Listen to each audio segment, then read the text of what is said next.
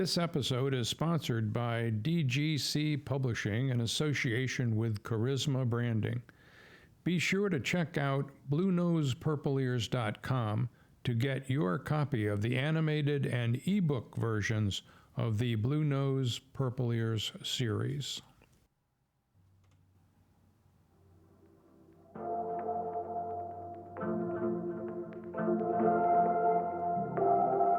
My name is Justin Dismukes. I am your host, and this is Heart of the Hustle. You know, I've had some interesting guests on my show so far. I've learned a lot about their lifestyles. I've learned a lot about who they are and why they do what they do. And, you know, at first when I was putting this podcast together, my plan wasn't so much to spend time talking to people as much as it was helping with advertising and helping with marketing and things like that. But I quickly realized and found out that there's so many people out there that have a story to tell and not the opportunity much to do so, especially the small town people, right? You see celebrities doing interviews constantly, see influencers online doing interviews and influencing as they do. But we don't really take time to think about how, even if those type of people aren't online, how they're influencing their community and the people around them by their actions and the things that they do. I don't know. It takes me back. I guess what I'm getting at is, I think about when I started my first job. Actually, technically, my first job was the fabric warehouse. I was working for my grandmother in the freezing cold, directing traffic. Directing traffic because they used to have these insane sales. And, I mean, this is in, Linden, New Jersey? So, I mean, when people would show up, they showed up. And there'd be hundreds of cars all day long, in and out and in and out until the sale was over. Summertime and during the coldest time in the winters when they used to have these sales. So, but it was nice. There was a White Castle literally right around the corner. So I enjoyed that part. But that was technically my first job. But my first paycheck, what is that, I-9 or whatever it is that you get. No, it's not an I-9. That's the contracting thing. What is I haven't worked at a regular job in so long. Can't even remember what it's called. Oh my goodness. Well, whatever. The thing that they give you when you sign up for work and you got to get a paycheck and all that stuff. My first job was working at Staples. I think about how I started there working to help people buy chairs. I would stand around literally waiting for someone to ask about a chair. Is it easy to put together? How high does it go? It's funny thinking about it now, but 16, 17-year-old kid working at a job, that's about normal for that. So I started out helping people with chairs, and I got a quote-unquote promotion, though it didn't come with any extra money. But for me, I thought it was a big deal. They moved me to printers, like a Dwight Schrute, selling printers, or helping people with printers and paper, right? What kind of cardstock, and I had to learn like different kinds of weight sizes and color distributions, and it's random for paper. But I quickly learned when I switched to that, people would come in and they would look for a specific type of paper. And I never really understood why, but I noticed it. And they would be very, very diligently looking for this particular stock of paper. One day, a guy comes in and he's got dreadlocks on his head and, he's bouncing around. And he's like, "Hey, man, where's 40 something something?" I'm like, let me see if I can help you find it. It's usually sitting here, but they're all gone. Every last one of the, and I remember specifically that early in the day we had just put literally a whole new stock of these this particular paper, put it on the shelf, and it was gone. by the time this guy had come looking for it. So I asked him, I said, listen, man, why are people buying this paper? Why is it so popular? So he goes, well, let me show you something. So he takes me into the next aisle, the printer aisle. So there's the paper aisle, and there was the printer aisle with the printer ink and pens and things like that. He takes me into the printer aisle, and he goes, you see that ink? I said, yeah, okay. And he said, you know that paper? I was like, yeah, okay. He goes, you can print your own checks using that paper and this ink. And I was like, at first I thought to myself, yeah, okay, fella, I'm sure you can do that. But the more he talked, the more he kind of detailed on how it all worked, I realized that the people that were coming into the store were coming in to print their own checks. Now, what's the point in this story here? For me, I was curious as to why would you do that? Why wouldn't you just work a job to get a paycheck? It's the easiest way to get a paycheck. I mean, other than doing illegal things, which printing paychecks is illegal. But, why not? Why not just work a 9 to 5? Why not just do what everyone else does? Get a job and do it. So this carried on, though, this thought in my head as I went to other jobs. I worked at KFC, and after the KFC with the real mac and cheese, there's a store behind that. Worked at the KFC. This is still in New Jersey. Some gas station, and I'm meeting people and talking to people and seeing the revolving door of people in and out and in and out and in and out. And how easily I got fired from a job. It was, I'll say it. I mean, I don't know. Maybe I got fired from a job at the Hess gas station. My job was to make pizzas. There was a pizza place inside the Hess gas station. And no one else wanted to work, and I was forced to work on Super Bowl. I was the one that had to work. So this is back when you had to have a TV with an antenna on it, and you had to try to move it around and get the right signal, and you had to plug it into a different box and everything. So I figured no one's coming to work. No one's coming to work today. You know what I mean? So no one's coming in here. It's cold outside. It had snowed, quite a bit. It was snowing all day long. I bought this big old TV and the antenna thing, and I brought it to work, and I hooked it up, and I'm sitting there trying to, watch the game, trying to enjoy it, like everybody else is. And one person, literally, I think maybe 2 people, maybe 3 people came through the door that day. But one of the people that came through the door was one of the people from corporate.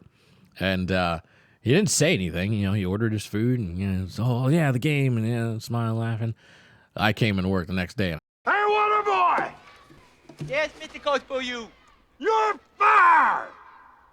Okay. Because I had bought a TV to work when no one else was coming to work, and it was basically a blizzard. I got fired. So that then carried me on into wondering, how can you really enjoy yourself, but then also work at the same time? And then, if people can so easily go out and get some ink and print out their own checks and have nothing, that's just annoying that I'm sitting here twiddling my thumbs all day long, doing the same job day in, day out, while I can be easily fired, or I can, or there's a quicker way to make money. I'll give you another example. I worked at another job. My job was to make phone calls. Right? I was I guess not a telemarketer, but I just had to draw or cold call people and ask them if they were interested in roofs, windows, or doors. And I had my script and read it. And then, of course, you had your sales guys, and they'd go out and this, that, and the other. And I said to the owner, I said, I'm just curious. This is many years after the Hess incident. But I said, I'm just curious, why is it that the budget is going so much towards us making these cold calls to these numbers that have been called over and over and over and over and over and over and over again, instead of us going online and doing social media marketing? How come we're not doing anything where we're taking pictures of the jobs that are going on so that people can see it, so that we don't have to cold call them? Why don't we have a website that's built? Why don't we have, and I would ask these questions, I would say this, we come in there and we spend all day long, and you make these calls, and you only got paid commission. You only got paid if someone basically said, yes, okay, let's do it. And then they had to go through the entire process of getting the roof job done before you actually saw any money. So it was frustrating. You're working for nothing, basically, all day long, doing nothing that's actually productive. And it just drove me nuts. It drove me crazy because there's so many other ways to make things better, faster, easier, right? So one day, I said to this guy, I said, listen, I'm done here, but before I leave, and maybe it was an arrogant thing to say, but I didn't mean it in that way. I was truly worried I had made some good friendships at this company, working with these people. I didn't want to see them lose their jobs, but the way that it was headed, it was very clear, if you're paying attention, that was what was going to happen.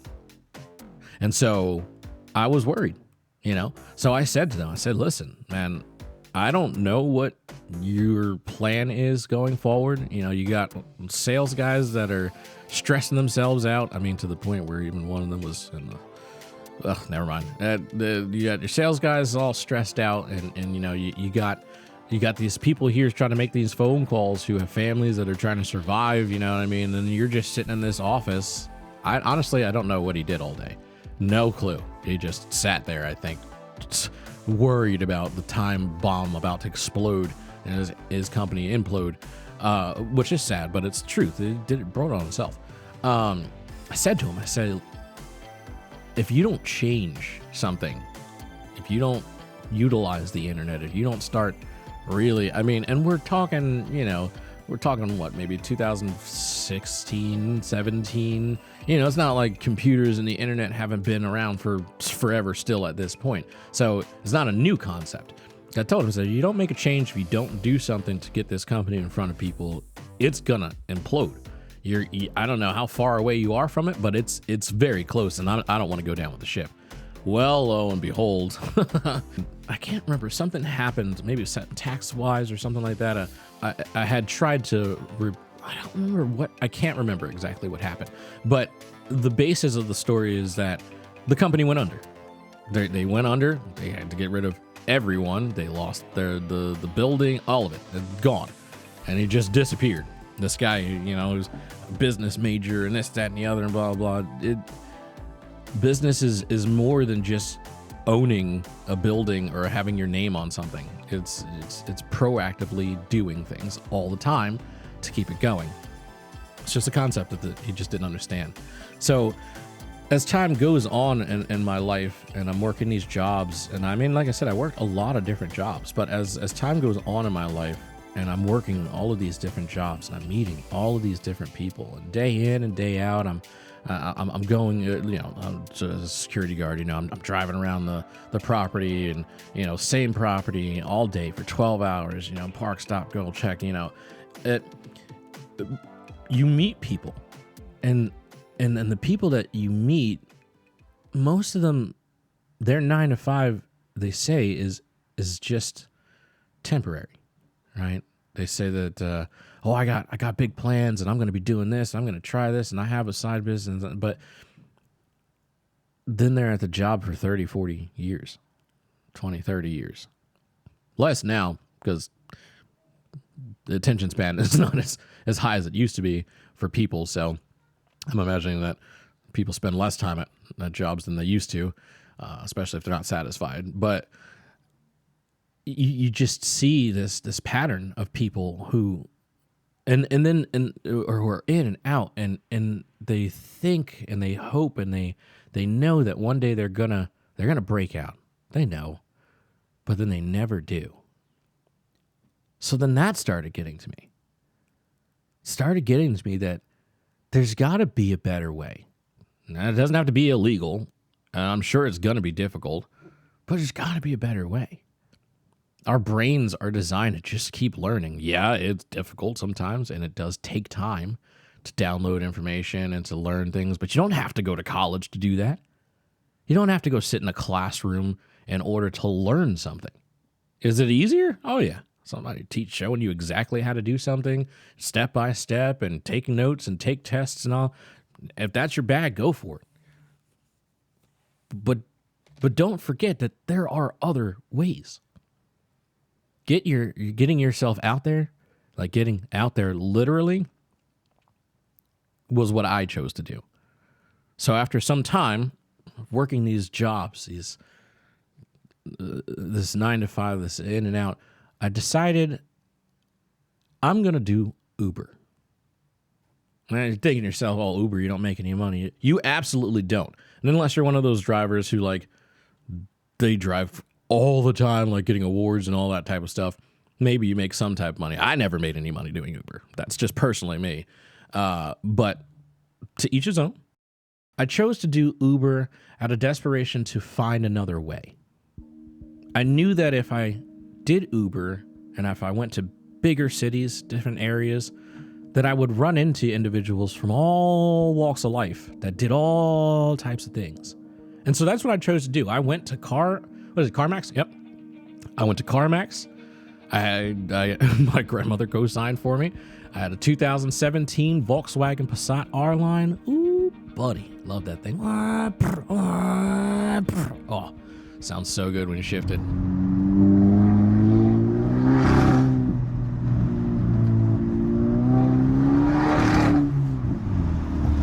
Anyway, I get this car, I get the windows tinted. I go by this, it's like this cheesy little electric fireplace thing.